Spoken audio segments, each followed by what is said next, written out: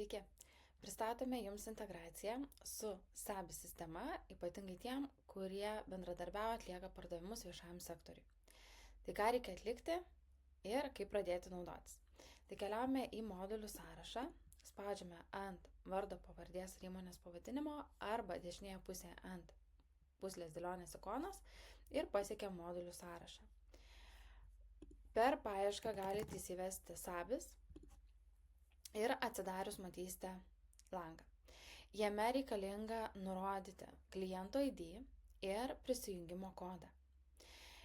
Kai tik tai suvesite šiuos duomenis, eksporto lange atsiras papildomas formatas būtent SABIS sistemai ir automatiškai sąskaitos, kurios turi nukeliauti į SABIS, bus eksportuojamos per API. Tai kaip atrodo langas SABIS sistemai, kur jums atrasti tuos kodukus. Tai kaip matote iš paveikslėlio, reikalinga paspausti ant mygtuko organizaciją, toliau keliaujam integracijos, pridėti sistemą ir sukurti pavadinimą, išsaugoti.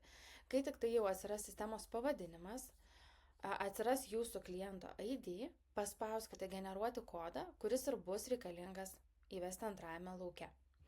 Tai kai tik atliksite šituos nustatymus, jūs sąskaitų sąraše eksportuoti dalyje matysite ties formatu SABIS sistemai. Tai jeigu kiltų kokių klausimų, kreipkitės ir padėsim.